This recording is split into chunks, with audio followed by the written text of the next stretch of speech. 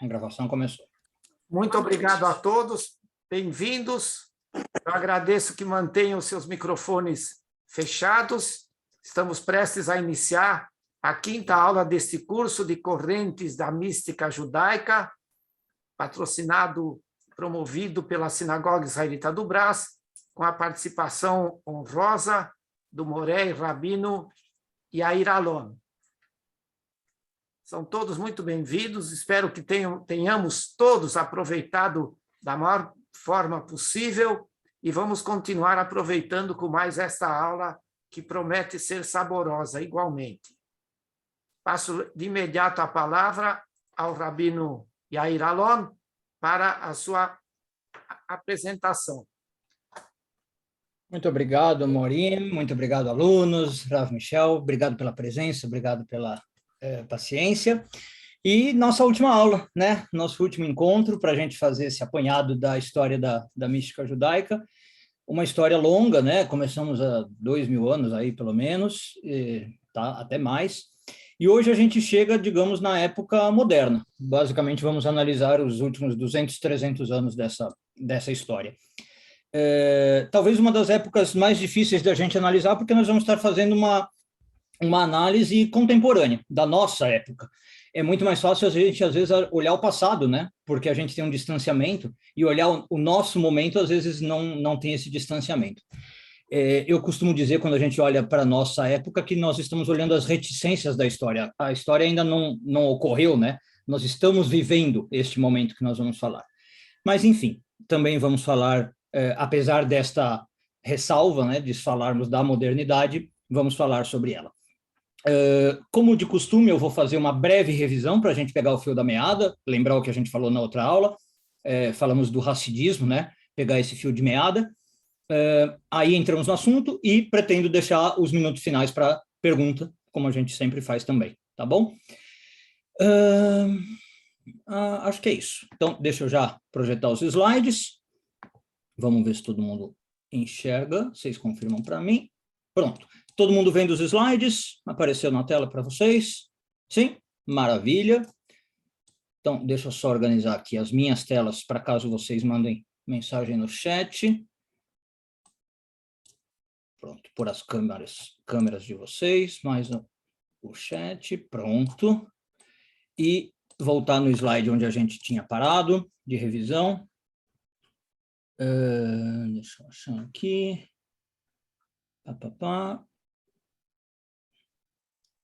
Revisão. Pronto. Então, a gente vai voltar um pouquinho. Na parte da revisão, como sempre, eu vou passar um pouquinho mais rápido, para a gente só pegar realmente o fio da meada. Então, a gente viu que a gente chegou num momento da história em que a Kabbalah podia ser resumida basicamente em duas grandes escolas que sistematizaram a Kabbalah pós-Lúria, ou a Kabbalah luriânica, né?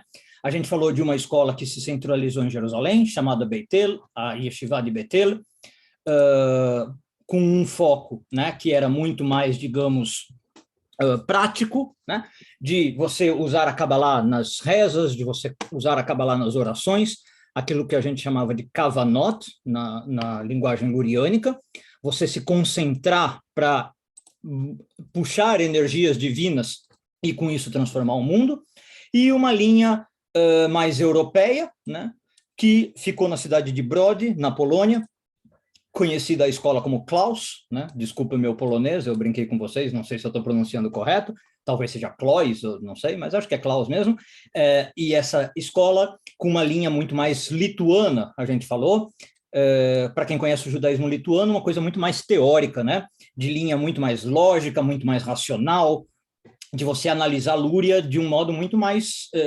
intelectual mesmo, certo?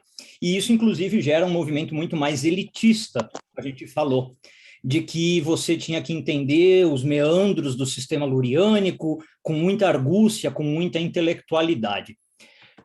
E essa foi uma das vertentes místicas que predominou, portanto, ali no século XVI, XVII, até o comecinho do XVIII, né? E que quem não tinha essa análise lógica de Lúria era um pobre coitado, não conseguia acessar, né, os principais ensinamentos luriânicos. Bom, e isso, justamente, eu disse que foi um dos precursores que fez nascer o movimento racídico. Né? O hassidismo nasce, em parte, como uma resposta a esse movimento intelectual elitista polonês, que fala, não é assim. Né? A mística ela não é reservada a uma elite intelectual. A mística ela é acessível a todos. A mística é popular, ou deve ser popular.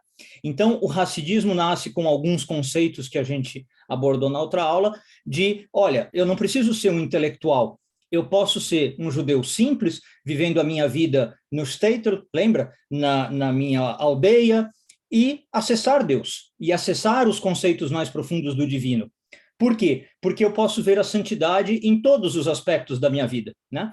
Eu posso encontrar Deus no meu rio, da minha aldeia, eu posso encontrar Deus na árvore, nas flores, na grama, no meu trabalho como alfaiate, no meu trabalho como marceneiro, como carregador de água, como poceiro, certo? Eu não preciso ser um intelectual estudioso de Talmud, estudioso de Torá, eu posso talvez nem saber ler e escrever, e isso não me impede de encontrar Deus. O hassidismo vem com esse tipo de leitura mística, né? E mais do que isso, eu não preciso ser um grande preocupado em mudar o mundo, em transformar o mundo, como Luria falava e como essa linha lituana vai dizer.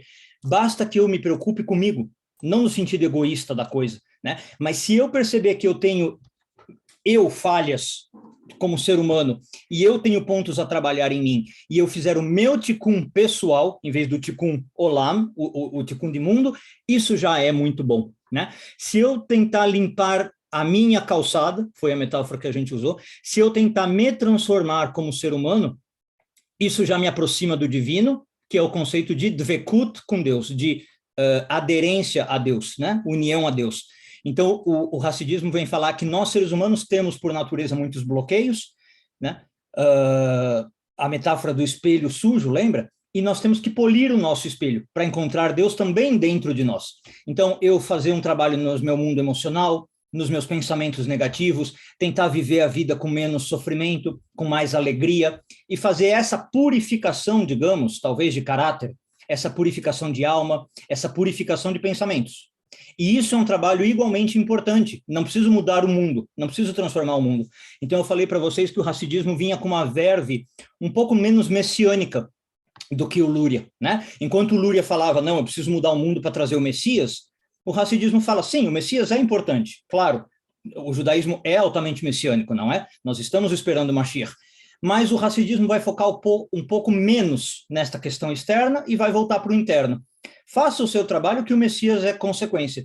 Se cada um fizer o seu trabalho, a calçada toda fica limpa, lembra dessa metáfora? E o Messias automaticamente chega. Eu não preciso ficar mudando o mundo, basta que eu mude a mim mesmo. Bom, e a gente viu que o hassidismo traz também uma nova tônica, digamos assim, a figura muito central do Rebbe, né? Ao redor da qual os discípulos se comungam, não é? E do Rebbe barra Tzadik. O Rebbe como uma figura altamente central, um ser iluminado, podemos dizer assim, um ser muito divinizado em alguns casos. A gente falou que em algumas linhas racídicas, inclusive, esse Rebbe começa a se confundir com o Mashiach, propriamente dito, né? Em algumas linhas, o Rebbe é visto como o Messias, e como um ser mais conectado com o divino, um ser capaz de fazer milagres, um ser capaz de alterar a realidade. A gente falou da própria figura do Baal Shem, né? Que já era um santo milagreiro, podemos chamar assim, talvez, uma pessoa capaz de alterar a realidade por causa dos seus poderes sobrenaturais, por causa da sua conexão com o divino. E essas figuras começam a fundar verdadeiras cortes racídicas. Cortes no sentido não jurídico, né? Cortes no sentido quase imperial da coisa, lembra? É como se eu tivesse um rei, quando ele morre, vem o filho dele como sucessor, morre, vem o filho. Cortes e dinastias racídicas, né? Esse era o termo. Você começa a ter dinastias racídicas, inclusive também nomeadas pela cidade. Então, você tem uma linha racídica da cidade A, da cidade B, da cidade C, e cada um segue um Rebbe de acordo com a cidade em que ele nasceu, ou a cidade em que ele foi estudar. E a gente falou de algumas linhas racídicas, né? As 3 principais, mas existem mais de 40, 50 linhas racídicas facilmente, né, no mundo aí hoje. Certo? Então, essa aqui é um resumo do que a gente falou na aula passada. E aí, então, eu queria já entrar então um pouco no assunto de hoje, na modernidade, como eu falei, para a gente ver como é a situação do misticismo deste momento para cá, do racidismo para frente. Bom, para a gente fazer isso, eu vou fazer uma leve localização temporal, talvez, para a gente se localizar realmente em termos do que está acontecendo no mundo nessa época, tá? A gente falou que o fundador do racidismo era um homem chamado, o apelido dele era Baal Shem Tov, né? O Baal Shem Tov, pessoal, para vocês se localizarem no tempo, ele nasce em 1698. Portanto, fim do século 17, quase 18, né? Porque ele nasce praticamente em 1700, 1701. Então, vamos começar com esse marco temporal. O que está acontecendo mais ou menos nessa época, quando o Baal Shem Tov nasce? Um pouquinho antes dele, a gente tem um ano muito importante no mundo científico, não ligado à mística necessariamente, embora a figura que eu vá citar também era muito interessada em mística. O ano de 1666, a gente vê um dos grandes nomes da história, que é Isaac Newton. 1666 foi um ano importantíssimo para a ciência. Todo mundo conhece Isaac Newton, né? Dispensa um pouco de interpretações. Foi o ano que Isaac Newton descobriu ou inventou, né? Não descobriu, o cálculo matemático. Na verdade, aqui vocês sabem que, quem conhece um pouco de história, existe uma pequena controvérsia quem que teria sido o real inventor do cálculo, né? Alguns dizem que foi Leibniz, alguns dizem que foi Newton, e até hoje é uma polêmica quem que teria sido o real inventor. Eu, na minha visão, acho que é o Newton, tem gente que vai falar que é o Leibniz, enfim, mas foi nessa época. É nessa época também que Newton está falando da natureza fundamental da luz e está definindo os princípios básicos da física newtoniana, né? E publicando tudo isso no seu livro, né? Tudo isso está acontecendo em 1666. Esse ano é considerado por muitos historiadores o ano dos milagres na ciência, tá? Por que eu estou falando tudo isso, pessoal? Esse é um ano que muitos veem como o marco inicial do que nós podemos chamar o iluminismo, e é o nosso tema da aula de hoje. Não todo mundo coloca 1666 como o marco do iluminismo, tá? Mas é por volta dessa época. Alguns historiadores vão pôr o iluminismo como 1685, a data oficial. Alguns anos depois, 25. Veja que, seja como for, o Baal Shem Tov nasce na época do iluminismo. E o racidismo, portanto, é um movimento tipicamente iluminista. Tudo bem? E a gente vai falar um pouco do que é esse iluminismo, o que isso vai influenciar no movimento místico judaico. Obviamente que este movimento, portanto, iluminista, que nós vamos falar hoje, influi muito no mundo judaico.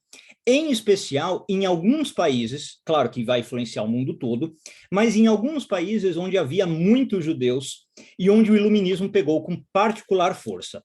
Os países que eu queria destacar são França, Estados Unidos, Inglaterra, Holanda e Alemanha. Esses países são, digamos, os berços principais ou os polos principais do iluminismo, e repito, onde havia grande número de judeus e onde ali, principalmente, as ideias vão influenciar bastante. Bom, para quem não lembra muito, né, talvez das aulas de história do colégio, da tia Margarete dando aula, falando do que era o iluminismo, vamos lembrar um pouco. O iluminismo, ele vem para criar realmente uma revolução no modo de ver o mundo, né? O que o iluminismo vem trazer ali por volta desse ano aí? Vamos por 1650 como uma média. O iluminismo, ele vem falar basicamente o seguinte: olha, a gente precisa começar a olhar o nosso mundo diferente. De que modo? Com alguns princípios que a gente pode resumir desse modo. A gente precisa começar a usar a nossa razão. A gente precisa começar a pensar o mundo de um modo racional. O iluminismo, ele vai falar, não importa muito o que nós sentimos, não importa muito nossas emoções, não importa muito o coração. O ser humano, uma das maiores faculdades do ser humano é o cérebro, é o intelecto, e, portanto, é isso que nós temos que usar. Nesta mesma linha, portanto, o iluminismo vai trazer o peso muito forte da ciência experimental, que é o que nós temos até hoje. A ideia de que o que vai valer para o iluminismo é aquilo que eu posso levar para o laboratório, colocar para experimentar. Aquilo que eu posso pôr em tubo de ensaio, aquilo que eu posso pôr na balança e medir, que eu posso pesar, aquilo que eu posso comprovar através de resultados laboratoriais, replicar por meio de experimentos, coisas que eu posso fazer amostras, né, e testagem. E, portanto, o iluminismo vai trazer a visão lógica de mundo. Coisas que eu posso provar de maneira matemática, de maneira científica, por A mais B. Coisas que eu não consigo passar por esses crivos da racionalidade, da ciência e da lógica, o iluminismo vai, no mínimo, deixar de lado ou desdenhar. Por que eu estou falando isso? Obviamente, porque vocês já vão começar a notar que a mística vai entrar em conflito com essa visão de mundo. Porque, obviamente, a mística não vai se encaixar nos padrões do que o mundo iluminista vai estar procurando, né? Mas daqui a pouco a gente volta a esse tópico. Tá? Um mundo místico que vai falar de anjos, que vai falar de Deus, que vai falar de, sei lá, de experiências subjetivas, né? De eu entrar num estado meditativo e ver coisas, o mundo iluminista não vai conseguir compreender esse tipo de coisa. Daqui a pouco a gente volta a isso. Então, é uma época da humanidade em que nos lega filósofos muito típicos como Descartes, né? Considerado pai da lógica, não é? Famoso pela frase penso, logo existo. Descartes chega a ponto de falar, eu só existo porque eu penso, se eu não usar o meu cérebro, se eu não pensar, eu não sou nada, é isso que me define como ser humano, e Spinoza, que a gente inclusive falou na outra aula, não é? Que também vai valorizar a razão acima de tudo. Aliás, eu falei Spinoza como já influenciando o racidismo, talvez, não é? Aquela ideia do panteísmo, de que a natureza é a expressão de Deus, ou a natureza é Deus, certo? E também nesse sentido, aproveitando aqui um pouco, entrando na questão histórica, esse iluminismo, ele se difunde de um modo muito forte, talvez mais do que qualquer outra ideia que a gente tenha tido conhecimento na história. Com certeza por ajuda de uma figura muito interessante, que a gente não vai entrar aqui, porque nosso curso não é propriamente de história, com a ajuda de um homem como Napoleão. Né? Napoleão certamente foi um dos caras que ajudou a difundir as ideias iluministas, porque ele leva as ideias pela Europa Central, na verdade leva essas ideias até o leste europeu, chega até a Rússia, né? A gente sabe que a Rússia é a única que detém ali Napoleão. E, por exemplo, Napoleão é o que leva, por exemplo, o sistema métrico. Até antes de Napoleão, você não tinha uma coisa como o sistema métrico uniformizado, né? A ideia de usar centímetro, metro, quilo, a ideia revolucionária, que a gente hoje não tem, às vezes, noção, de um cidadão ser uma classificação universal, certo? Até antes do iluminismo, você não tinha esse conceito de que você, por nascer ser humano, você tem direito a ser um cidadão e você tem direitos universais garantidos, independente da sua cor de pele, independente da sua religião, independente do que você acredita como pessoa, certo? Napoleão um dos primeiros homens que vai levar essas ideias para a Europa inteira com o seu exército. Aliás, é um pouco paradoxal falar de um exército iluminista, né? Mas se podemos dizer isso, Napoleão era um exército iluminista, o exército napoleônico era um exército iluminista, e é um dos primeiros homens a levar essa ideia de cidadão. Há várias histórias, não sei se vocês já viram, sobre como Napoleão tratava os judeus no lugar onde ele chegava, e os judeus ficavam maravilhados com o tratamento que Napoleão dava, porque os judeus nunca tinham sido tratados tão bem como em alguns casos, como Napoleão os tratava, né? Napoleão não via os judeus como, por exemplo, cidadãos de segunda classe, né? Napoleão via judeus e outros povos, né, como gente normal. Ele falava, bom, se eu estou na França e tem um judeu, ele tem que ser francês. Se eu estou na Alemanha e há um judeu, ele tem que ser alemão. E essas ideias iluministas começam a vigorar. Aliás, uma pessoa que também se maravilha com Napoleão, aqui um parênteses histórico, é Hegel, né?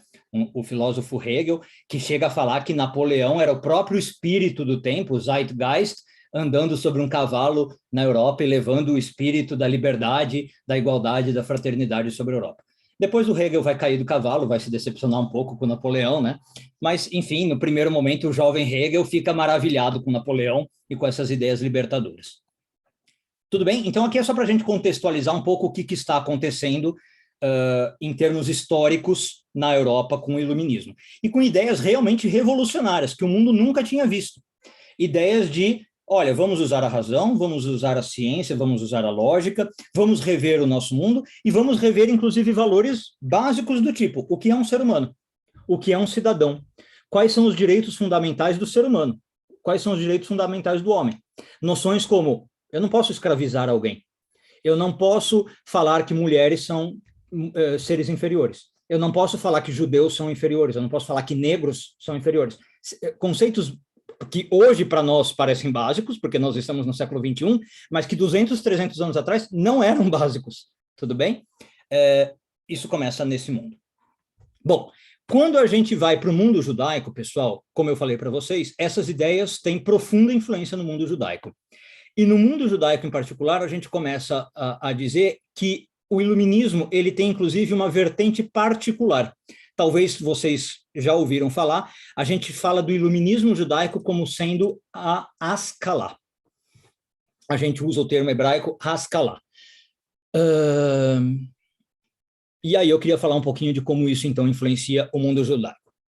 Bom, a primeira coisa que o iluminismo vai trazer para o mundo judaico, eu acho que a gente tem que pensar em termos de uma cisão muito grande entre o que a gente pode falar mundo secular e mundo religioso tradicional. Por quê? Vamos lá.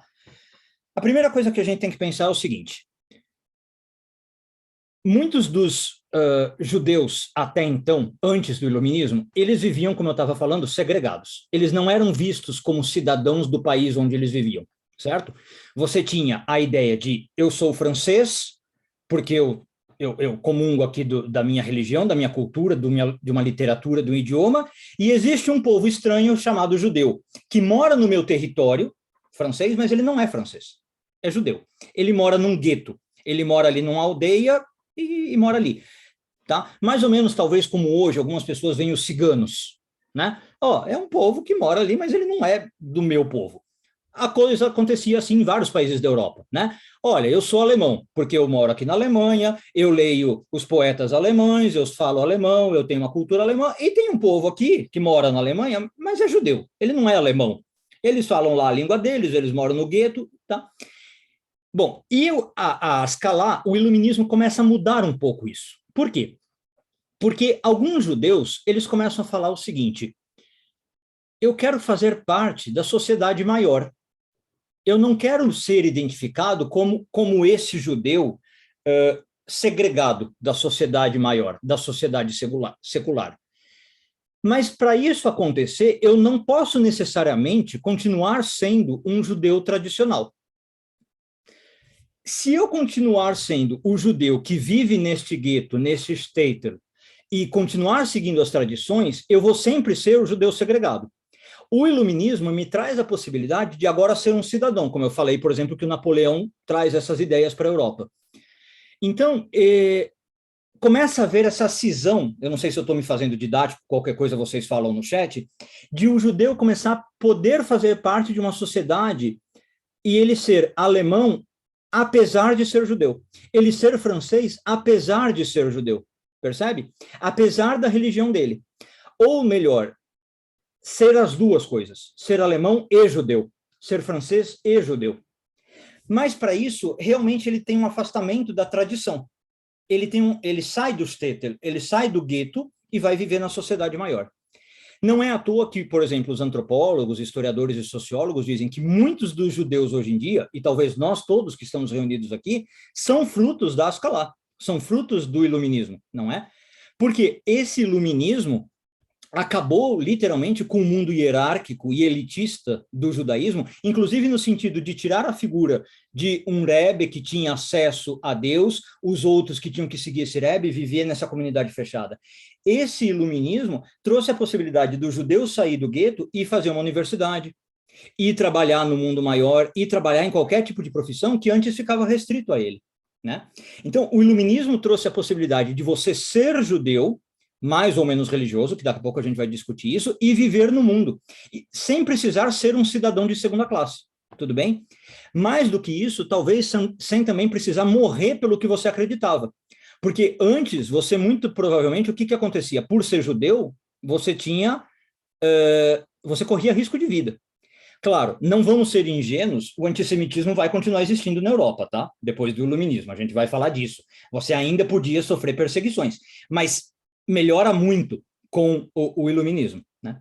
Então, o que o iluminismo traz, e o pessoal aqui no chat já está falando algumas coisas, é um mundo que eu digo polarizado entre o Stater, o judeu que continua ali no seu mundinho tradicional, e o judeu que vai se integrar ou se assimilar, como alguns vão falar, na comunidade maior. Tá? Então, só algumas coisas que estão surgindo. É um processo de deslocamento físico ou inclui um afastamento da religião? A gente vai entrar nisso, Ana. Eu vou mencionar isso. E a Michelle está falando, aquele filme Violinista no Telhado mostra um pouco isso também. O filme Violinista no Telhado mostra exatamente isso. O conflito de gerações, né? O Tevye como representando a velha geração e as filhas como querendo fazer essa transição. Na Rússia, no caso, czarista. Tá? Bom, por que eu estou citando tudo isso, pessoal? Porque vamos lembrar que o nosso foco é o misticismo judaico. Tudo isso claramente vai afetar o misticismo judaico, mas não vai o deter. Por quê? O mundo racídico, que está neste meandro, né, crescendo e florescendo, ele vai seguir normal, eu diria, tá? Mas ele vai ganhar novas caras. Ele vai, por um lado, ficar muito mais racional e filosófico, porque ele vai ganhar as roupagens iluministas. Ele vai ficar, é um pouco estranho dizer isso, mas o racidismo nessa época, ele vai ficar um pouco menos místico, porque ele não vai se encaixar mais nessa visão de mundo iluminista, né? É o que eu estava falando. Você começar a falar de coisas muito místicas vai soar estranho nessa época.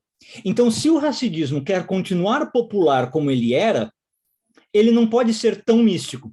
E ele vai ganhar uma linguagem filosófica. Ele vai tentar ter uma roupagem argumentativa e lógica, e que se manifesta até hoje. Eu não sei se vocês leem livros racídicos até hoje, ou estudam racidismo. O racidismo, ele tem uma tentativa de ser muito argumentativo e lógico. Ele tenta não usar, por exemplo, dogmas. Ele tenta não te falar que você tem que acreditar em algo porque tem que acreditar. Ele tenta te convencer com provas, que às vezes é científico, ou tende a parecer científico. Né? Talvez um cientista lendo vai falar, não é ciência, né? como o iluminismo quer. Mas o racidismo tende a ser assim, tudo bem? Inclusive, daqui a pouco a gente vai falar, tem alguns que vão falar de um neo-racidismo. Bom, outra coisa, então, a gente vai ver uma leve reconfiguração do racidismo acontecendo com o movimento de Ascalá. A gente vai ver alguns novos pensadores surgindo. Um deles que eu queria destacar, no meio místico, tá? É um homem chamado Moshe Haim Luzzatto. Para vocês verem a data, olha só, ele nasce em 1707, falece em 1746. Moshe Haim Luzzatto, pessoal, é talvez, acho que sem exagero, o maior pensador judeu desde o iluminismo para cá. Eu não acho que tenha tido alguém maior do que ele, tá? Do século XVIII para cá. É um homem que, para você ter ideia, escreveu pelo menos 50 livros, se não 60, tá? Eu tenho aqui em casa 3 deles. Eu li, são maravilhosos, mas ele escreveu 50 livros ou mais. E o Moshe Haim Luzzatto é um homem maravilhoso, é um daqueles cérebros, assim, fascinantes. E olha que interessante, ele era um místico. Ele tinha um Maguid. Lembra aquilo que a gente discutiu de um Maguid? Ele tinha um guia espiritual que aparecia para ele, dava os ensinamentos. E aí ele começa a falar disso. Ele começa a falar que ele tinha uma guia. Como diz o nome dele, né, Luzzatto, ele era italiano, tá? Ele estava na Itália. Quando ele começa a falar que ele tinha uma guia, era uma época que ninguém mais queria saber de uma guia. Você, nessa época, falar que você tinha um anjo que fala com você, que você tinha um guia espiritual, pegava muito mal. As pessoas te olhavam como um louco. As pessoas falavam, meu, você fumou, você está viajando, coitado de você. Olha, para de falar isso porque senão a gente vai te internar. E aí ele é simplesmente expulso da Itália por causa das coisas que ele fala e ele começa a viajar pela Europa. Nas viagens pela Europa é que ele começa a escrever os seus livros. E ele escreve 2 grandes livros que eu queria deixar a sugestão para vocês. Inclusive porque, felizmente, esses têm tradução, ao contrário da maioria das obras místicas. O primeiro deles se chama Derech Hashem, o caminho de Deus, né? É a sistematização mais completa de judaísmo que eu conheço. Eu, particularmente, a ele. Eu acho mais completo, inclusive, que o Rambam, que o Maimônides. É um livro que mistura filosofia e Kabbalah. tá? Ele tem vertente mística e tem vertente filosófica, numa veia bem iluminista. E é uma sistematização linda de judaísmo. Eu só não sei se tem para português, tá? Talvez alguém aqui já tenha lido em português. Em inglês tem, espanhol tem, francês tem, alemão tem. Nas principais línguas ocidentais eu diria que tem. Acho que em português não tem.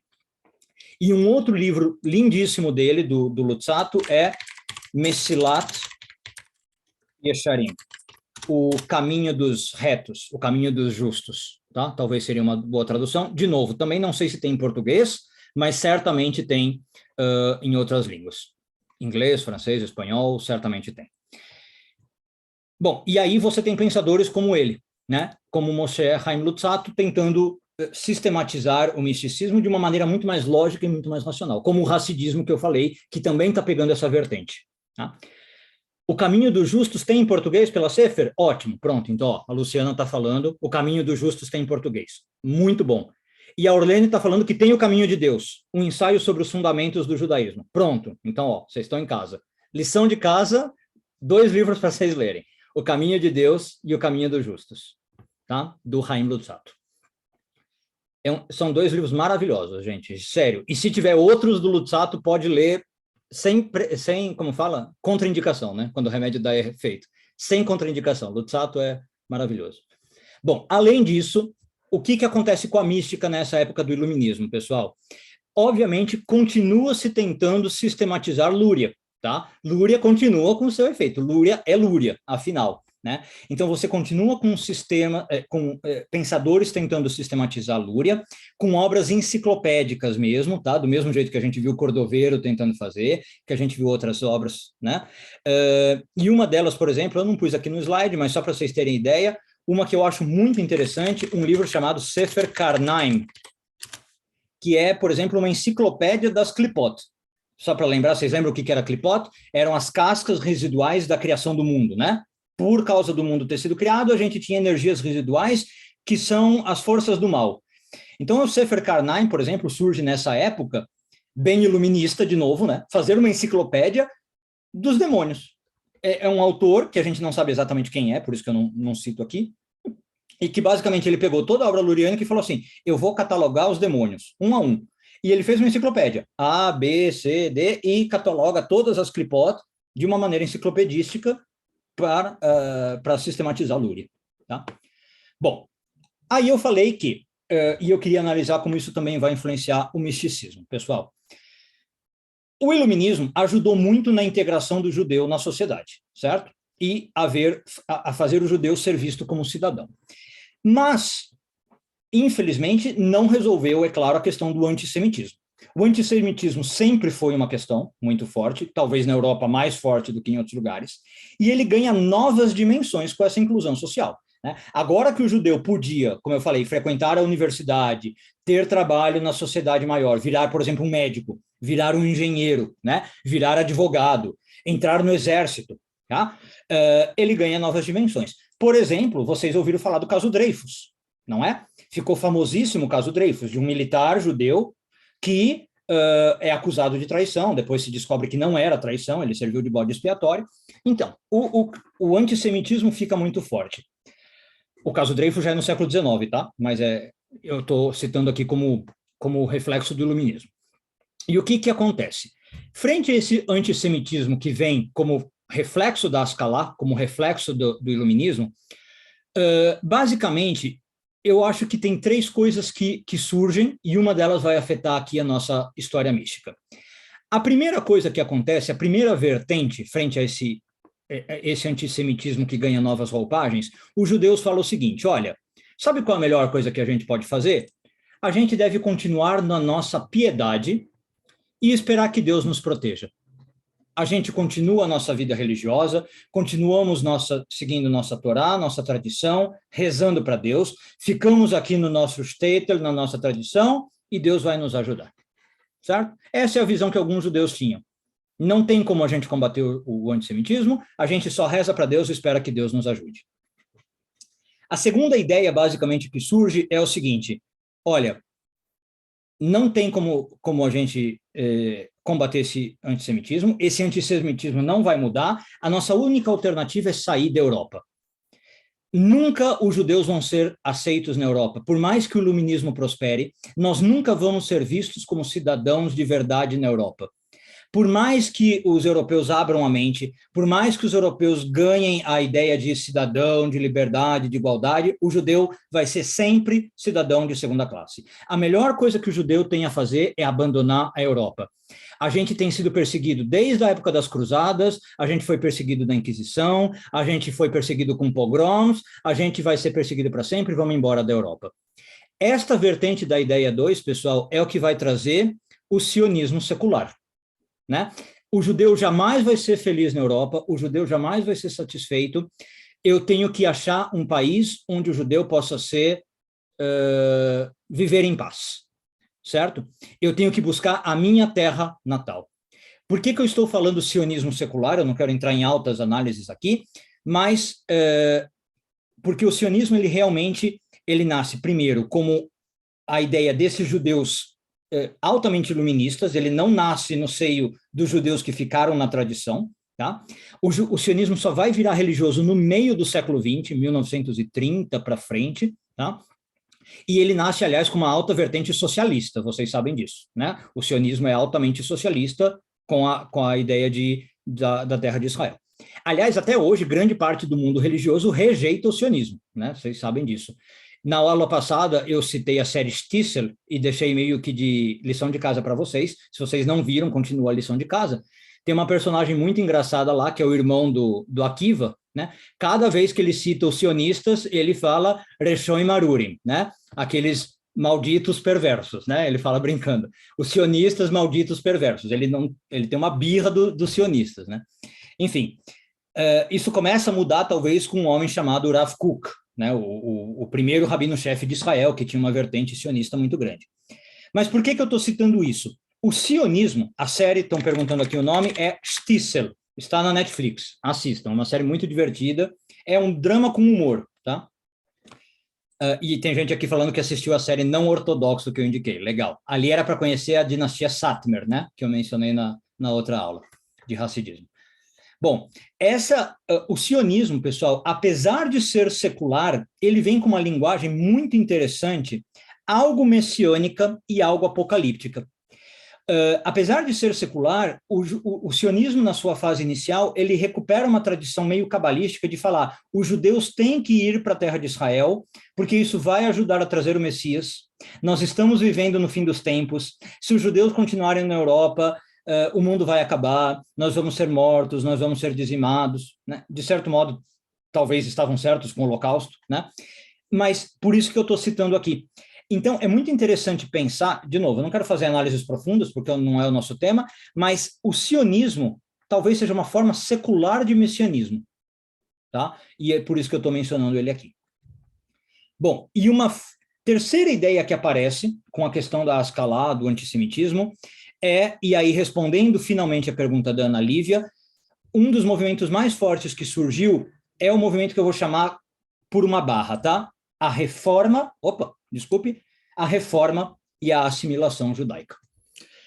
A reforma é, obviamente, reformar o judaísmo, eu reconfigurar a estrutura do judaísmo, sair da ortodoxia, tá? Ou assimilar-me como judeu para entrar na sociedade maior, né? O que é a reforma e a assimilação? O que eu entendo como isso? É a tentativa, a meu ver, muito corajosa de alguns judeus, e talvez muito inteligente, de viver em dois mundos, como eu falava. Eram judeus que queriam ser judeus, manter o seu judaísmo, e ao mesmo tempo ser cidadão do país em que morava. Eu quero ser judeu e alemão. Eu quero ser judeu e francês. Eu não quero ser o judeu que vive isolado no gueto. Eu quero ser judeu, manter a minha raiz, mas vivendo como cidadão francês. Eu quero ser judeu, mas vivendo como cidadão alemão. Então, a pergunta da Ana Lívia, isso levou a um afastamento da religião? Sim e não, Ana. Do ponto de vista mais tradicional e ortodoxo, sim. Esses judeus se afastaram do modo dos seus avós, talvez, do modo dos seus pais de viver o judaísmo. Eles tiveram que abrir mão de alguns comportamentos mais tradicionais e ortodoxos. Mas eles não abriram mão totalmente do judaísmo, eles reformaram esse judaísmo, eles modernizaram esse judaísmo, talvez. Eles fizeram uma releitura desse judaísmo. É o movimento da reforma, da assimilação. Claro que, do ponto de vista um ortodoxo olhando para isso, vai criticar e vai falar que eles perderam o judaísmo, que eles viraram hereges, que eles, né, que eles não são mais judeus até, dependendo do grau de ortodoxia, tá? É uma questão sociológica importante para se analisar. Para esses judeus, eles só estão se integrando à sociedade maior, sem necessariamente ter perdido a origem judaica deles. Bom, e aí eu queria falar um pouquinho de como isso vai afetar a mística como um todo. Então, eu queria fazer aqui uma breve análise da reforma judaica com o misticismo. Bom, a primeira coisa que eu acho que pode ajudar a gente a entender é que a reforma ela vai ter muitos paralelos interessantes com o luteranismo, que também é, obviamente, um movimento de reforma, né, no catolicismo, desculpe, no cristianismo, do século XIX e XX. A primeira coisa que a reforma vai falar é o que é importante a gente manter do judaísmo? Um monoteísmo ético. Eu tenho que me entender, se eu sou judeu, como um monoteísmo ético. E eu tenho que modernizar a religião judaica, né, para que ela seja mais aceita na sociedade geral e ela fique mais interessante. Então, por exemplo, uma das grandes invenções, né, digamos, da reforma foi o quê? Vamos colocar um coro na sinagoga. O coro é uma invenção praticamente protestante. E o judaísmo reformista abraçou isso. A ideia de colocar um órgão, né, para ter música durante o serviço religioso. Algumas sinagogas reformistas passaram o Shabat para domingo de manhã, que é a mesma coisa que os protestantes faziam, né? Justamente a ideia era, como eu estava falando, eu quero ser mais aceito na sociedade. Então, se em vez de eu fazer o Shabat sábado de manhã, eu fizer domingo de manhã, talvez os alemães me vejam mais como iguais. Talvez os franceses me vejam mais como iguais. Eu não vou ser tão diferente. Olha, eu estou fazendo Shabat domingo de manhã, como vocês cristãos fazem. Percebe? Então, era essa ideia um pouco da reforma. Outra coisa que acontece, né? Domingate, eu já vi esse termo, Péricles, né? Alguns chamavam de Domingate, não de Shabat. Outra coisa que está acontecendo nessa época, pessoal, a teologia luterana, né? A teologia luterana que vigorava, agora eu estou focando bem na Alemanha, tá? O movimento alemão. Eu não sei se vocês sabem, é uma análise muito crítica da Bíblia, né? Que vem com essa influência iluminista. A teologia luterana, pessoal, é extremamente intelectual, de novo. É uma análise muito crítica, muito lógica da Bíblia. Os sábios luteranos, os críticos luteranos, eram pessoas de uma cabeça impressionante. Eram homens que às vezes sabiam 15 idiomas, para vocês terem ideia. Eles falavam aramaico, latim, grego, hebraico, alemão, dialetos, né? Eles liam a Bíblia de uma maneira impressionante, palavra por palavra, versículo por versículo, né? Faziam críticas bíblicas altíssimas, inclusive essas críticas se chamavam de alta crítica bíblica, e aqui surgiu uma teoria toda, que eu não sei se vocês já ouviram falar, que é a da hipótese documentária. Nessa época, esses teólogos luteranos começaram a surgir a hipótese de que a Bíblia não foi escrita por um homem só, como sempre se acreditou, Moisés, a Torá especificamente, né? Começou a se surgir aquela teoria de que a Bíblia teria fontes de escrita. Então, a fonte javista, a fonte eloísta, a fonte sacerdotal, a fonte deuteronomista, não sei se vocês já ouviram falar disso. Esse tipo de análise começa a surgir nesse momento do iluminismo, né? Pela primeira vez, vem um grupo de estudiosos e fala assim, a Torá não pode ter sido escrita por um homem, por Moisés. O texto não sustenta isso. O texto tem falhas textuais que não mostram que foi um autor só. Foram vários homens escrevendo, né? Em parte, os teólogos luteranos fizeram isso para desbaratar o Antigo Testamento, claro, né? Para falar que ele não era válido e que o Novo Testamento seria válido. Mas, enfim, eles usaram análises linguísticas, filológicas, né? Para fazer essa crítica textual. E aí eles falam, então, olha, o Antigo Testamento é um retalho, é uma colcha de retalhos de vários textos escritos em várias épocas, né? Spinoza também falou isso, o Manuel está lembrando, exatamente. E quando falou isso, foi excomungado, né, da comunidade judaica. E aí eles começam a fazer esse tipo de análise textual, né, e começam a analisar a religião de um modo racional. Agora vocês estão começando a pegar o que é o iluminismo. Agora, por que eu estou falando isso, pessoal? Este movimento que começa no seio cristão vai para o judaísmo. Os judeus da época, esses judeus iluministas da Ascalá, também começam a fazer isso com o próprio judaísmo. E eles começam a olhar para a sua própria religião de um modo muito crítico. Surge um estudo, e agora vocês vão me desculpar o meu alemão, porque meu alemão é zero, se alguém souber aqui alemão, já peço desculpa. Surge um estudo acadêmico, um estudo crítico chamado Wissenschaft des Judentums, ou Judentums, acho que é o mais correto. Saiu até um D a mais aí. O que é esse estudo Wissenschaft des Judentums? É a sabedoria dos judeus. São judeus que começam a estudar o judaísmo de um ponto de vista lógico e racional. E, basicamente, eles vão revisitar todos os textos da tradição de um modo lógico, científico e racional.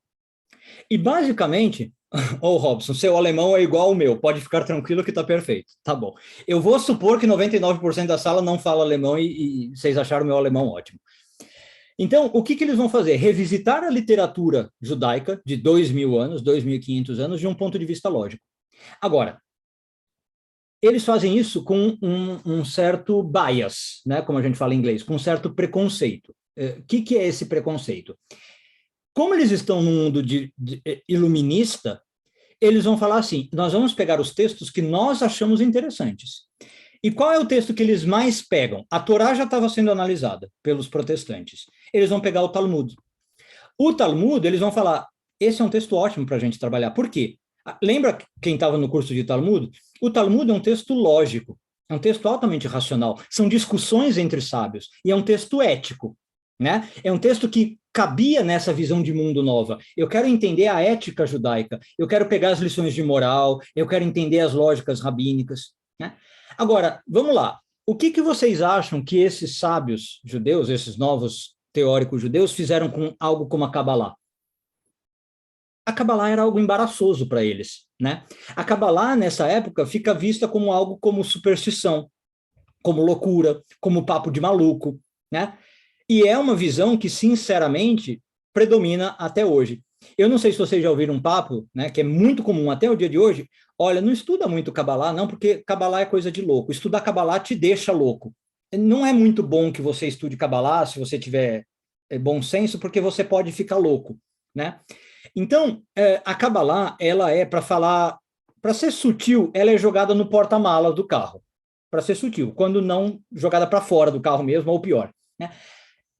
Com todo esse movimento que surge, portanto, do iluminismo, da Wissenschaft des Judentum, da reforma e tal, desses movimentos novos, o estudo de mística, o estudo de Kabbalah, textos como Zohar, textos como Sefer Yetzirah, eles simplesmente entram na lata de lixo da história. Esses textos caem totalmente em desuso. Então, os movimentos que surgem aqui, a gente costuma hoje falar de movimento reformista e movimento Massorti, né, eles simplesmente ignoram esses textos. Então, a gente entra numa época que, mais ou menos por 2 ou 3 gerações, até os dias de hoje, esses movimentos mais vigorosos simplesmente não sugerem treinamentos ou estudos de Kabbalah para os seus líderes, para os seus rabinos e para os seus alunos. A gente tem uma verdadeira descanonização da Kabbalah. E a mística judaica como um todo entra num declínio vertiginoso. Como eu falei, livros como Zohar, livros como Sefer Yetzirah, livros como aqueles da Eihalot, que a gente teve na nossa primeira aula, toda essa literatura basicamente fica no fundo das prateleiras judaicas. E são livros que vão totalmente para o esquecimento. Como se não bastasse tudo isso, né, eu ainda mencionei para vocês, vem um holocausto, né, no século XX e dá um golpe muito forte na Kabbalah. Vamos pensar por quê?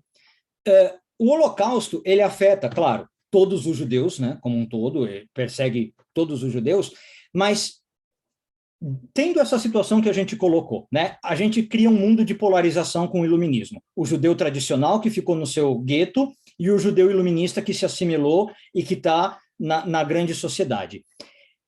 Qual é o judeu que continuou estudando Kabbalah e que estudou misticismo? O judeu tradicional que ficou no gueto. Esse judeu assimilado não quer mais contato com esse mundo místico. Tá.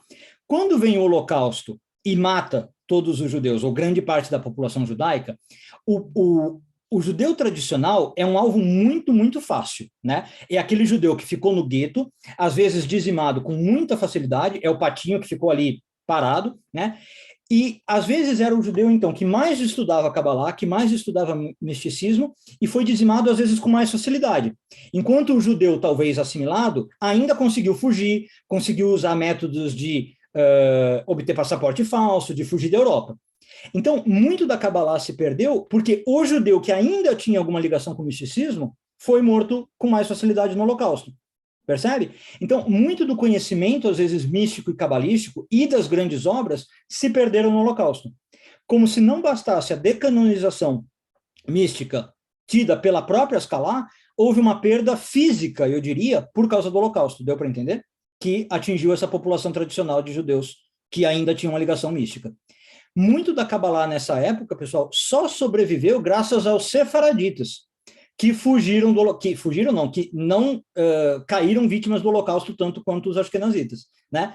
E se não fossem eles, lembra que a gente falou que tinha uma linha de Kabbalah estudando, por exemplo, no Iêmen, no Irã, no Iraque, no Marrocos, eu não sei o que seria da Kabbalah até hoje, tá? Porque o que estava acontecendo na Europa foi um grande golpe na mística judaica, na Kabbalah como um todo. Tudo bem até aqui, pessoal? Deu para entender o que o iluminismo fez com o misticismo em geral? Deu para entender por que eu precisei fazer esse panorama do iluminismo para mostrar o golpe que foi na Kabbalah e na mística.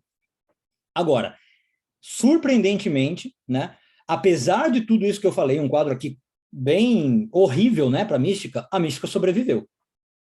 E, curiosamente, até hoje nós temos, né, felizmente, a mística ainda sendo analisada. E eu queria falar por que isso aconteceu, talvez, talvez algumas perspectivas. Mas antes eu queria ver se ficou claro como é que o iluminismo influenciou a mística, ou qual era a relação entre os iluministas e a mística judaica. Certo? Beleza. Bom, eu acho que um pouco desse quadro começa a se reverter, e como a Michelle está falando, eu acho que uma história triste, uma história de um grande baque na mística judaica, isso começa a se reverter um pouquinho apenas no século XX. Então, eu diria que do início do misticismo, do iluminismo, até pelo menos 1900, vamos por assim, a tendência é de uma grande caída na mística judaica, de um grande sumiço do estudo, da divulgação de textos, da publicação de textos e da preocupação com esse assunto. A coisa começa a reverter aqui no século XX, e eu queria falar, a meu ver, por quê. É aqui que eu disse também que a história começa a ficar um pouco difícil, porque somos modernos falando sobre a modernidade, tá?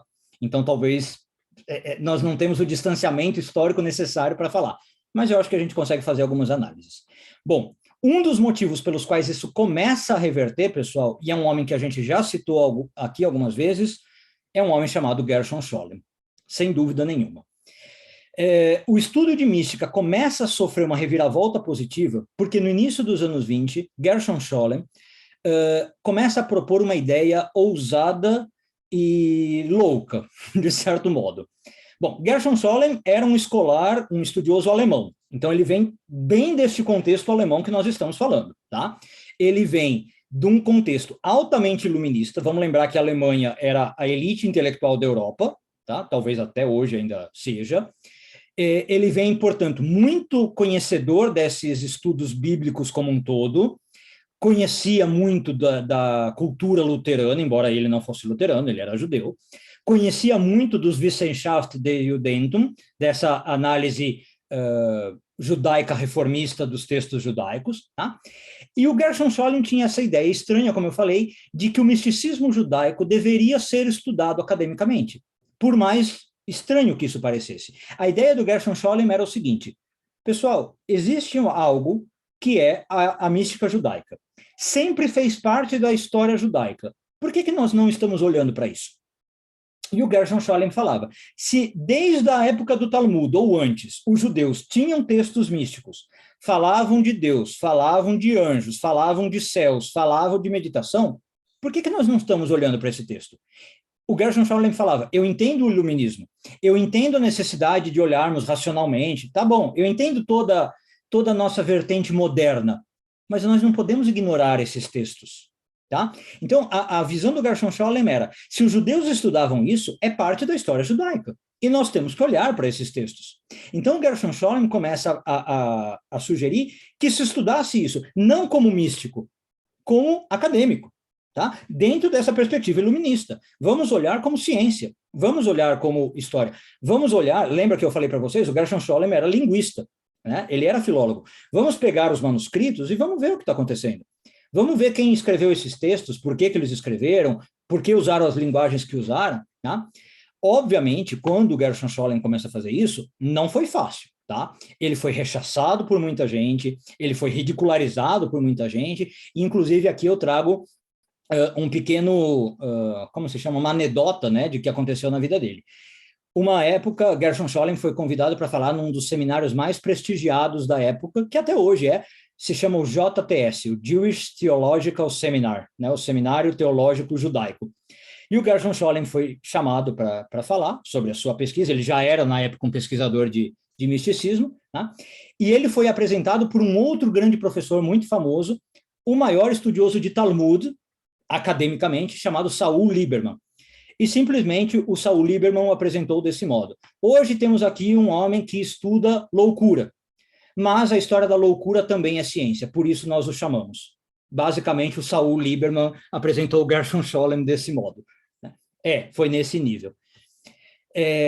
E é isso, né? O Gershom Scholem, quando ele vem e propõe, vamos estudar mística judaica do modo histórico, as pessoas falavam assim, você é louco, você está estudando basicamente baboseira, não tem valor nenhum que você está estudando, mas como é a história da baboseira, vamos estudar, porque é história, então a história é importante estudar, né? Era essa visão que se tinha da mística na época do Gershom Scholem, na época do início do século XX, certo?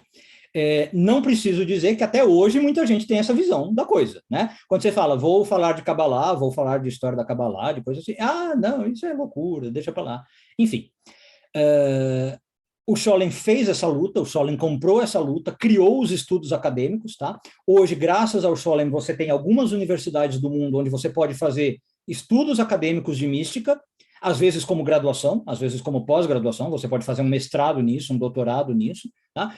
E você, por exemplo, hoje tem já discípulos do Scholem, como a gente também já falou aqui, o Moshe Idel, né? É um deles. Inclusive discordando do Scholem já em algumas coisas, né? Como tem que ser num ambiente acadêmico. Falando, olha, eu agradeço muito ao que o Scholem fez, mas ele tinha também suas limitações, né? E eu discordo em alguns pontos dele, e o Moshe Idel já tem livros muito interessantes. Aliás, livros do Scholem, livros do Idel, às vezes são assim de explodir a cabeça, né? Um livro deles que você lê é um mundo maravilhoso também de estudos. Bom, tudo bem? Então, uma das coisas que trouxe de novo a mística do fundo da lata de lixo que ela estava, do século XVIII ao XX, basicamente, foi com certeza o Gershom Scholem. Embora, repito, no ambiente acadêmico, tá? Ele não trouxe a mística como praticante de mística. Ele não trouxe a mística como um cabalista, mas como um historiador, como um antropólogo, linguista, né? Como um acadêmico. Tudo bem até aqui? Tranquilo? Beleza. Só uma coisa, tem gente aqui perguntando, né, das aulas gravadas, o Israel respondeu, exato, as aulas são gravadas, quem quiser tem que pedir para o Moré Simão, tá bom? E vou aproveitar e deixar o e-mail do Moré Simão, scrish@gmail.com. Bom, agora, vamos sair talvez um pouco do meio acadêmico e ver, havia místicos que ajudaram a também manter talvez a mística viva, a Kabbalah viva. Quem são esses místicos? No século XX já, tá? Também, queria entrar aqui. Bom, a gente falou que o Holocausto influenciou negativamente na mística, dando um golpe forte, mas, curiosamente, eu acho que o Holocausto também influenciou positivamente. Você vai falar assim, como que influenciou positivamente? Mais ou menos do mesmo jeito que o decreto de Alhambra, lá em 1492, influenciou. Vocês vão lembrar como. Lembra que eu falei que quando teve o decreto de Alhambra, alguns místicos foram para a cidade de Safed e começaram a falar assim, olha, a Kabbalah pode ser a salvação para o mundo judaico, pode ser o modo de redimir o mundo, se a gente divulgar mais a Kabbalah, a gente pode trazer luz para o mundo e melhorar o mundo. Muitos místicos na época pós-Holocausto tiveram exatamente o mesmo pensamento. Alguns místicos começaram a falar assim, será que a gente não foi egoísta demais, guardando a Kabbalah para nós? E se a gente divulgasse a Kabbalah, a gente teria evitado algo como o Holocausto? Não é uma visão judaica da coisa, é uma visão cabalística. Alguns místicos que ainda foram detentores, que sobreviveram ao Holocausto, sobreviventes da Shoah, começaram a falar, será que agora a gente sobreviveu e isso não é um sinal divino de que a gente tem que divulgar a Kabbalah? E se a gente tivesse feito isso antes de 1939, a gente não teria evitado essa grande escuridão sobre a humanidade? Será que a Segunda Guerra Mundial não poderia ser evitado se conhecimentos como a Kabbalah fossem de amplo espectro? E alguns deles começaram a perguntar, inclusive, se a Kabbalah não deveria ser de ensino universal, não só para judeus. Na época de Lúria não tinha isso, lembra? O Lúria pensava que era só para judeus. Mas agora, no século XX, alguns místicos começaram a falar, talvez a Kabbalah deva ser ensinada para grandes populações. E talvez o mundo não tivesse passado por isso se nós não tivéssemos guardado a Kabbalah tão no nosso seio. Bom, então o Holocausto teve uma influência positiva na divulgação de Kabbalah, principalmente dos anos 40 para frente. E parte da Kabbalah ser tão popular hoje, eu diria, e aí hoje eu digo hoje mesmo, tá? 2022 é por causa do Holocausto. Se hoje é tão fácil você achar livros de Kabbalah, você ter vídeos de Kabbalah, você ter um Yair Alon pondo vídeo de Kabbalah no YouTube, é em parte porque o Holocausto popularizou a Kabbalah. Porque no meados do século XX, você teve essa abertura das fontes cabalísticas. Bom, outra coisa, o Kleber está lembrando que o Abulafia já tinha essa ideia de que a Kabbalah para não-judeus, exato, mas o Abulafia era um ponto fora da curva, né? O Abulafia falava isso no século XV, quando ninguém falava. O Abulafia era um homem muito à frente do seu tempo, nesse sentido. Exatamente, Leonardo, influência do pensamento iluminista. A ideia de que talvez algo geral, né? O conhecimento, a sabedoria universal. Luzzatto era um defensor da Kabbalah para não-judeus ou não? Agora, se me pegou, Camila, não saberia dizer.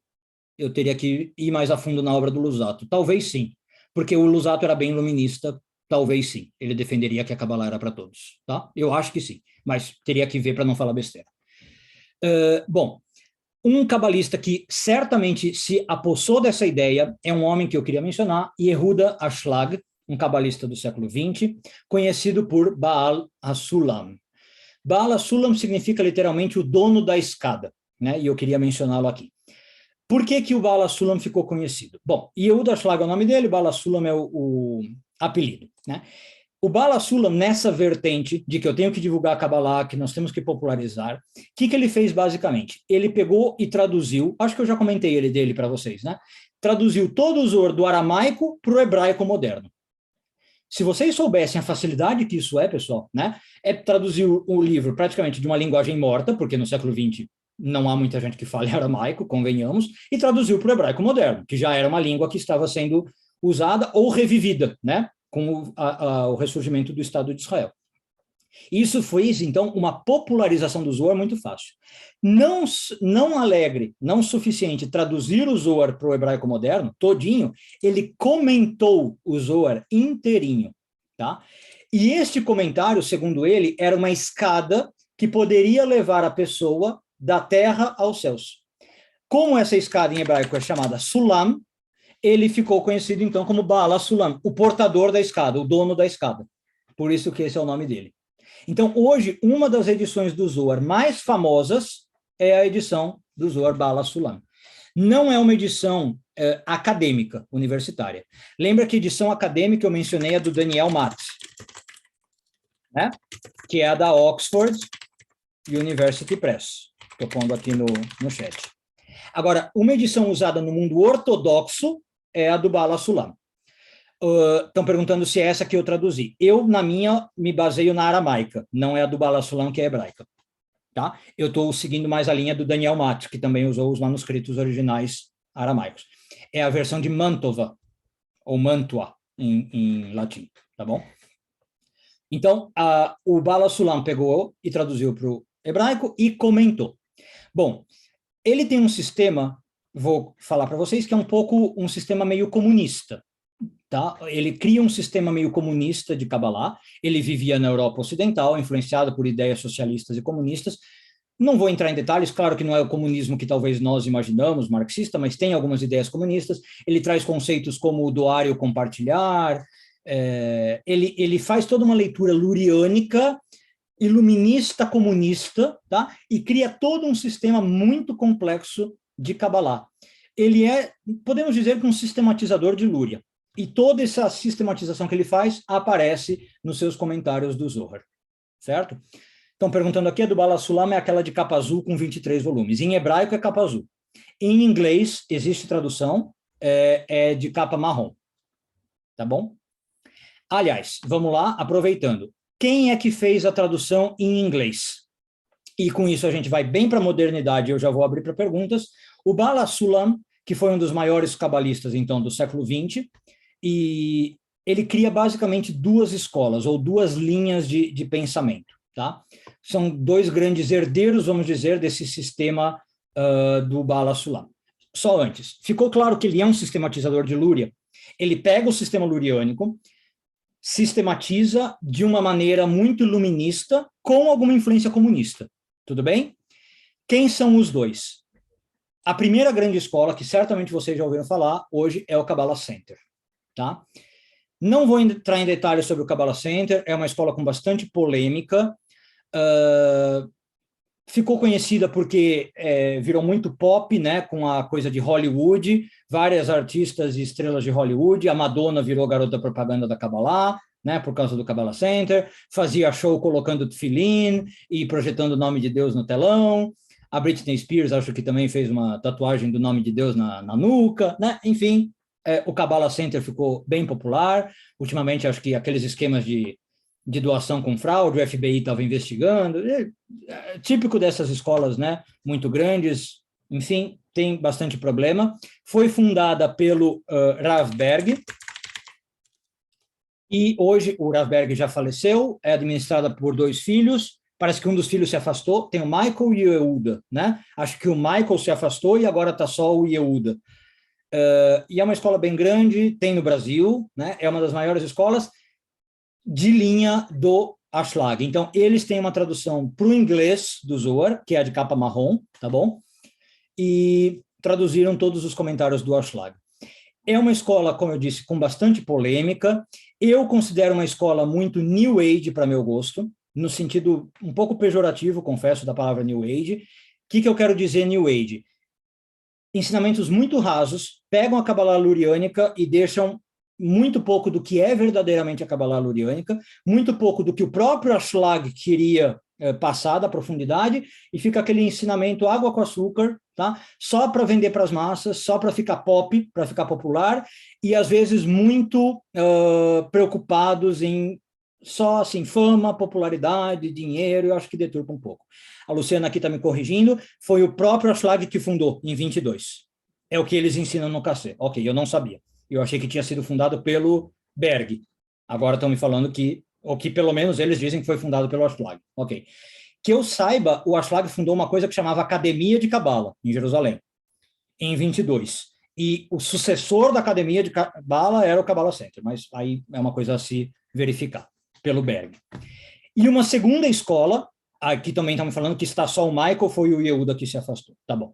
E a segunda coisa, a segunda escola é uma escola chamada Bnei Baruch, também de alcance mundial, acho que um pouco menos que o Kabbalah Center, e o diretor ou fundador geral é o Michael Lightman, né? Fundada pelo Michael Lightman, não sei que ano, acho que é um pouco mais moderna que o Kabbalah Center, deve ser dos anos 40, talvez, e parece que na Rússia, né? Acho que o Bnei Baruch chegou na Rússia.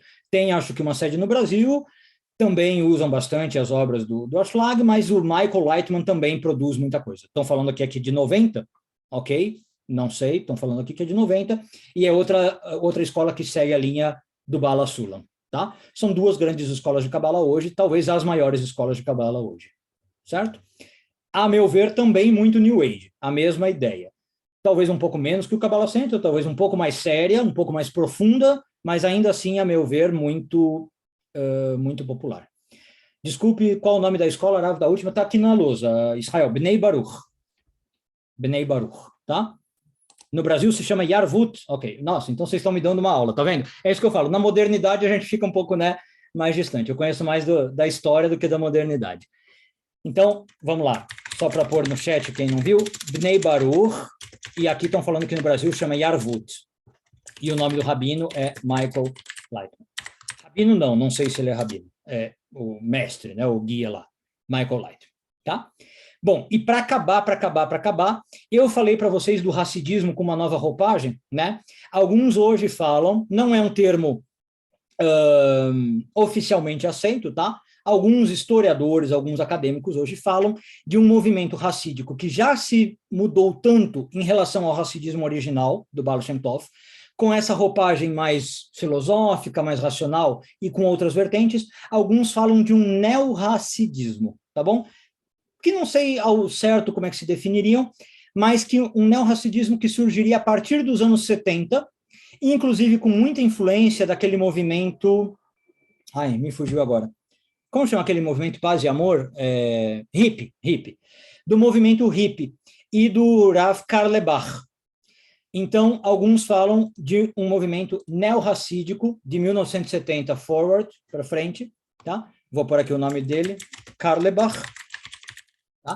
Alguns historiadores falam que hoje já não se pode falar de hassidismo, como era na época do Baal Shem Tov. Hoje a gente deveria falar de neo-hassidismo.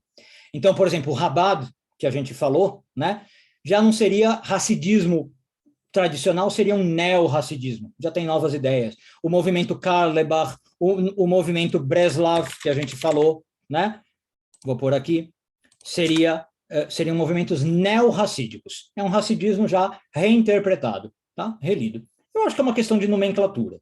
Eu acho que falar que é hassidismo, ok.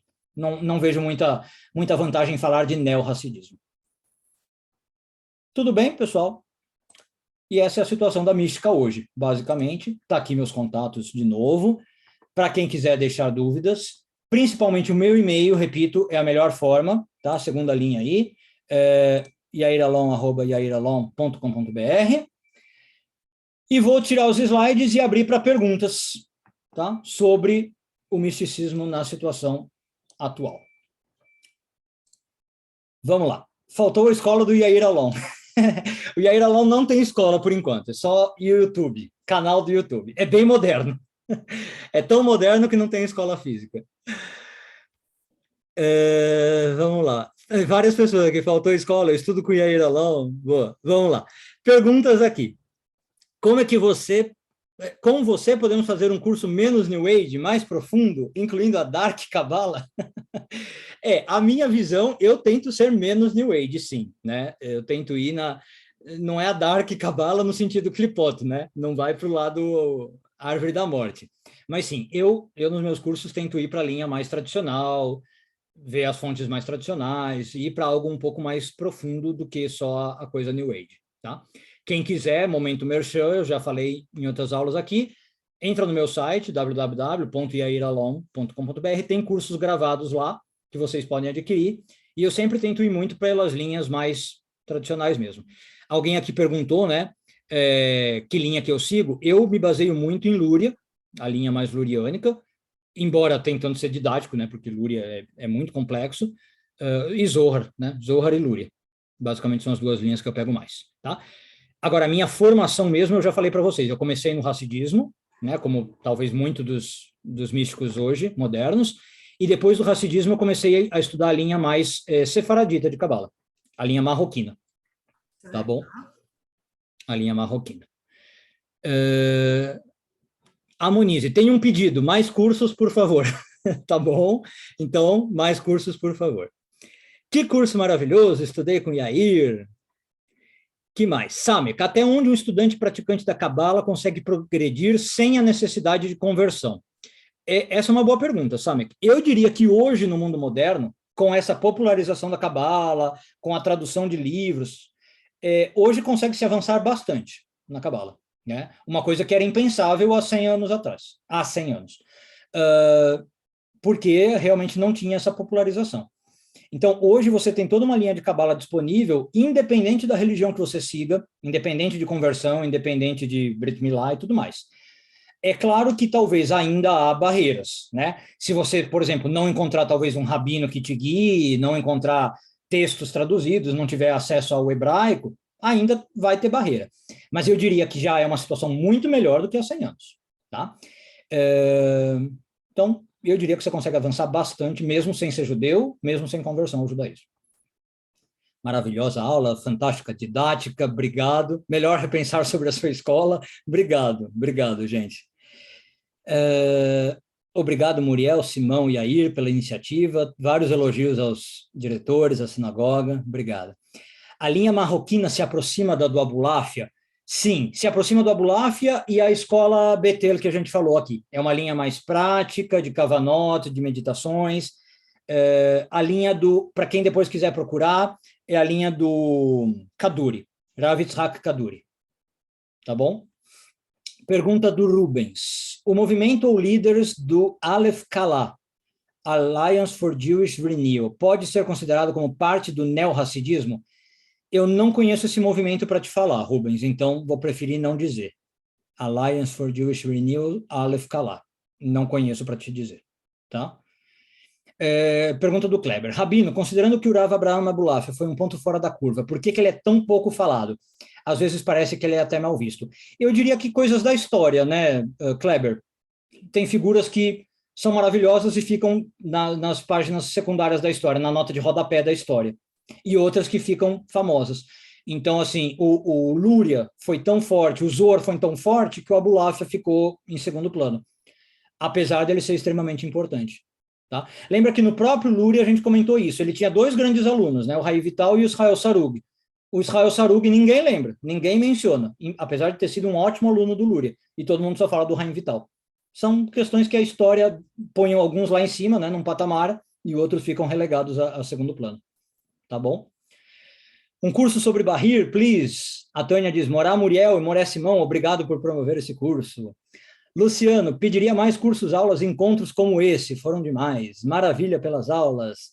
Pergunta da Michele, quando que surge a Cabalá hermética? Boa pergunta, Michele. No período iluminista. Exatamente aqui, tá? Com essa ideia de difundir Cabalá, de acesso maior aos textos, a Cabalá hermética e a Cabalá cristã começam a surgir aqui, né?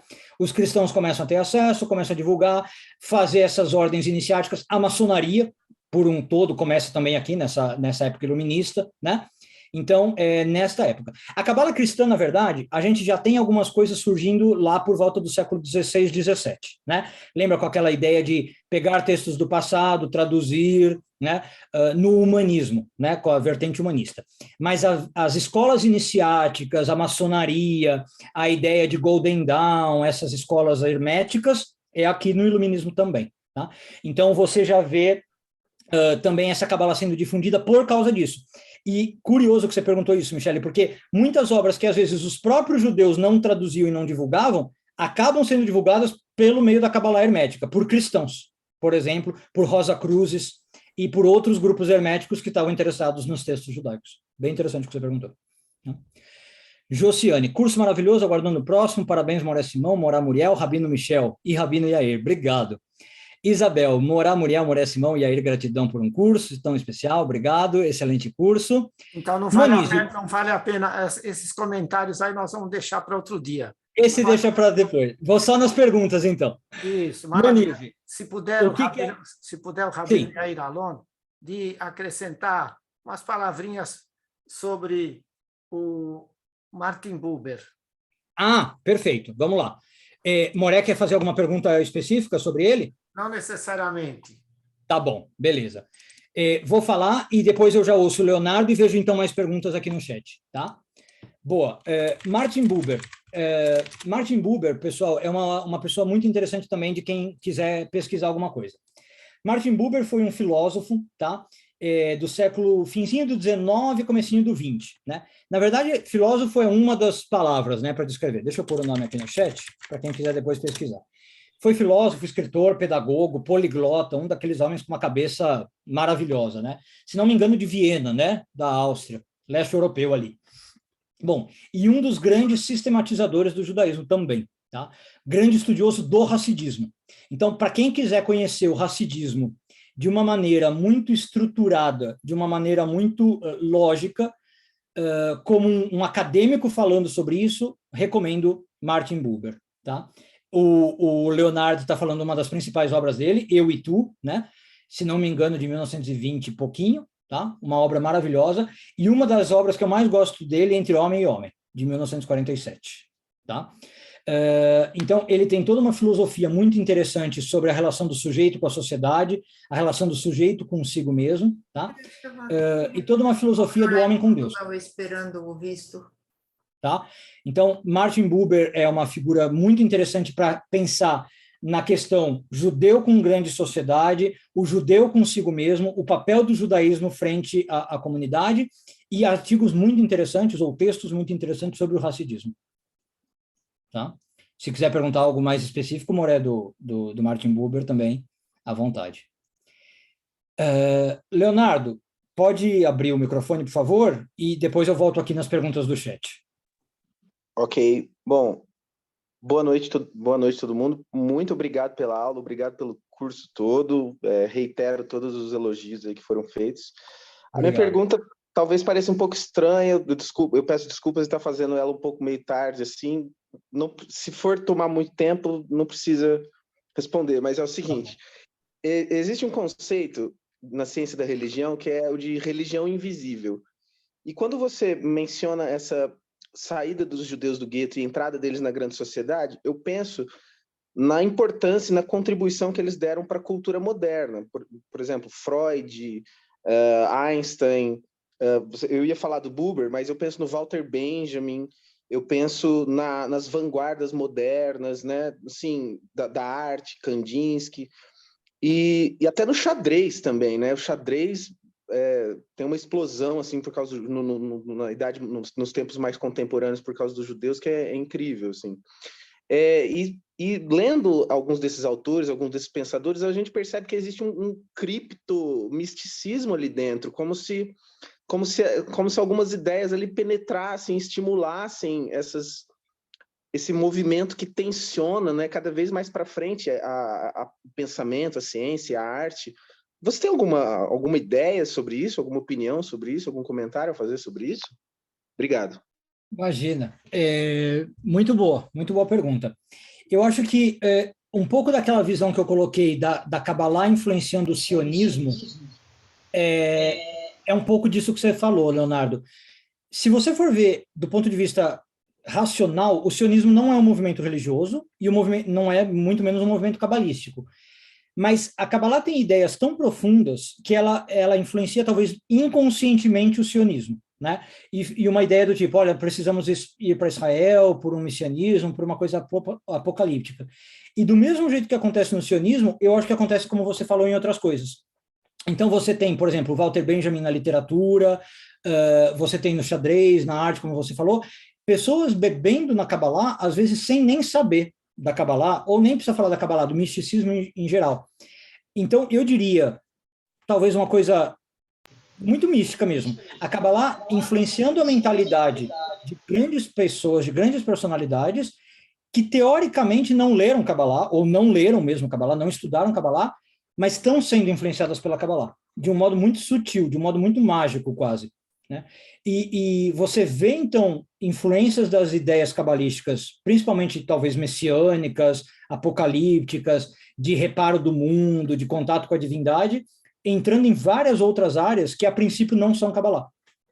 E eu acho que, resumidamente, é essa a resposta. Me diga se satisfez o que você estava perguntando, Leonardo, se é por aí. Não, legal sim, porque essa é a suspeita que eu tenho também. Perfeito. Então, obrigado. Imagina, eu acho que é por aí. É como se fosse um pano de fundo para muitas outras coisas. Né? Algumas perguntas aqui antes de abrir o microfone, acho que o Rav Michel também quer falar, já te chamo, Rav. E aqui perguntou assim, se o Rav Kaduri e o Baba Sali têm a mesma linha de Kabbalah, é basicamente a mesma coisa, sim, são as linhas mais sefaraditas orientais, que a Monize perguntou qual que é a linha. É difícil definir, tá? Mas é uma linha mais prática de Kabbalah, eu diria, por oposição à linha mais teórica europeia. Tá? As linhas do Kaduri e do Baba Sali são linhas mais práticas, linhas mais ligadas a você alterar a realidade, a você fazer um amuleto, Kabbalah mais prática, é isso. Tá? E antes de chamar o Rav Michel, o Erickson pergunta, Kabbalah no Brasil, quando é que chega de forma mais aberta? Eu diria que é dos anos 60, 70 para frente, dificilmente depois disso.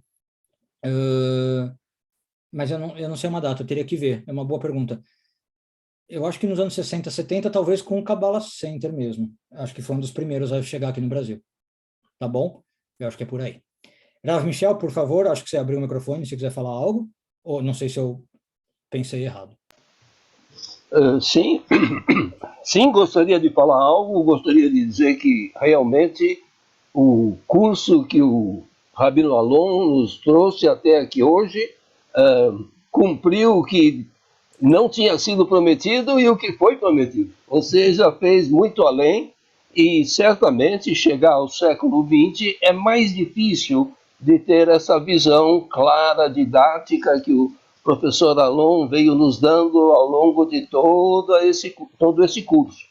Um curso excelente, e eu gostaria de engatar um pouquinho nas palavras do Leonardo Steckler, quando ele, de repente, ele fala de arte e xadrez, e Buber, e Freud, e Einstein, e tudo que...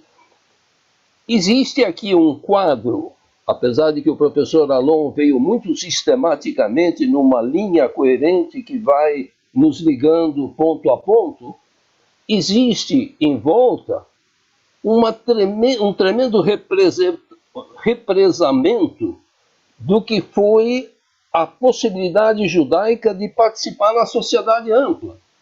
E ao abrir essa represa, ao abrir-se esse mundo cerrado, fechado, do judeu que estava na Europa Oriental, toda essa energia de estudo represada tinha uma grande quantidade de mentes humanas que tinham sido seguradas dentro de algo muito fechado e que não tinha portas, mas quando de repente abriram-se as portas, essa energia represada de estudo, de concentração, isso trouxe para o mundo europeu uma quantidade de aportes. O xadrez, o esporte, ou seja a arte, seja a literatura, trouxe uma tremenda quantidade de pessoas que reagiram ao iluminismo e que, de repente, tiveram, de um ponto de vista social, a emancipação. Essa aceitação do judeu na sociedade ampla, de repente, trouxe um aporte em qualquer campo, seja da ciência, seja da literatura, seja da arte, seja da cultura em geral, e isso aí merece talvez ser ampliado e estudado como um fenômeno do século XIX, aportando ao século XX, mas trazendo também tremendas reações dessa quantidade de mentes que de repente sim puderam ir para a universidade, que sim puderam ser aceitos como professores em mundos acadêmicos, e trouxe também uma tremenda reação. Essa tremenda reação é que certos grupos disseram: nós não queremos essa gente aqui. Tira essa gente, põe essa gente de lado. Acabem com eles. Isso é uma tensão que se criou e talvez seja assunto para todo um curso. Seja na parte de criação cultural e também agora, então, com um grande aporte cabalístico, e que nós temos aqui alguém que vai poder nos orientar também. Alguém perguntou, mas qual é a escola? Bah, eu diria que a Sinagoga do Brás foi por um mês e meio um dos caminhos para poder mostrar que há mentes aqui no Brasil traduzindo textos importantes, e nós realmente, na Sinagoga do Brás, estamos orgulhosos de poder ter sido, digamos, o palco em que essas ideias aqui também hoje fluem para uma sociedade mais ampla.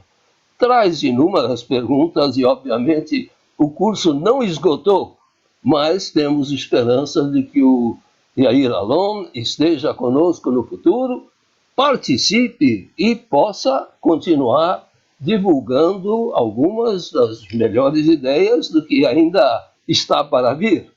Eu aqui, do ponto de vista da Sinagoga do Brás, só posso dizer que estamos orgulhosos de que as ideias aqui expressas possam continuar frutificando aí. Parabéns pelo curso, obrigado pela grande participação e certamente estamos ansiosos de ouvir mais. Obrigado, Raf. Obrigado pelo carinho. Bom, com um comentário muito apropriado do Rabino Leitziger, eu quero agradecer muito ao Rabino Alon pela excelência do curso. Aproveitamos todos, com certeza, estas 5 aulas. Esperamos ter a continuidade muito breve. E agradecendo também e cumprimentando todos que tiveram a oportunidade de estarem acompanhando o curso. O Rabino Alon deveria agora preparar uma prova para que a gente pudesse depois oferecer o certificado. Aí você vai afugentar, dar medo no povo, tadinho. Muito bem, mas eu acredito que todos nós aproveitamos muito e seríamos todos aprovados. Com certeza. Isso não tenho dúvida nenhuma. Apenas uma questão agora burocrática. Alguns se inscreveram sem nos informar dados pessoais que a gente pedia para que pudéssemos ter no nosso cadastro e isso orientar e facilitar a preparação do certificado. Nós estamos devendo certificados ainda de cursos anteriores, mas agora com essa pequena pausa, a gente espera poder recuperar o tempo perdido e cumprir a promessa que fizemos sobre os certificados dos cursos anteriores e, naturalmente, deste também. Muito obrigado a todos. Então, até uma próxima. Muito boa noite, bom descanso. E agora é Laila Tov. Laila Tov. Obrigado a todos pelo carinho, pela audiência, paciência. Obrigada, Yair. Um beijo. Boa noite a todos. Tudo de bom. Até Laila uma próxima. Tov, parabéns aí a todos. Obrigada, Yair. Boa noite a todos. Boa noite. Obrigada, Rabino Yair. Boa noite a todos. Michel. Boa noite, muito obrigada. Muriel, muito obrigada. Aguardando já a próxima aula, hein? Obrigada. Tchau, beijinhos. Tchau. Tchau, Tânia. Ela Tov, Muriel, ela Tov, Moreshmon. Boa noite, Luciane. Obrigada. Para você também. Eu que agradeço. Até sexta, nos vemos. Sim. Laila Tov. Laila Tov. Laila Tov. Rabino Michel.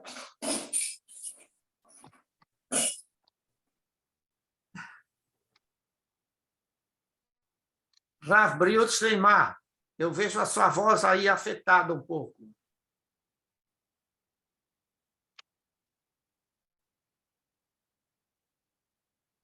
Estou me recuperando bem. Graças a Deus.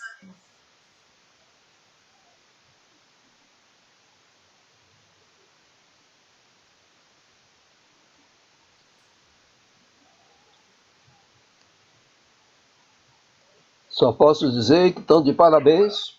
Até a última aula, com presença e belíssimo padrão, terminou tão bem como começou. Muito bom, muito bom. Foi muito bom.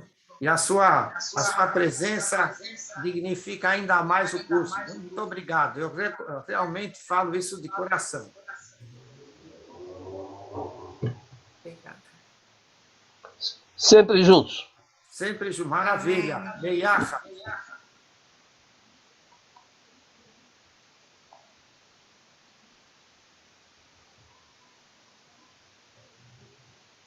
Boa noite, Cleia.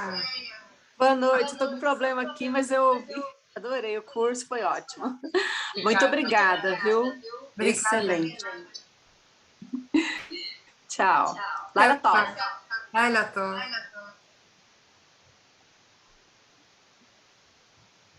Muito bem, nós nos despedimos então. Muito obrigado a todos. Vamos tomar um chazinho.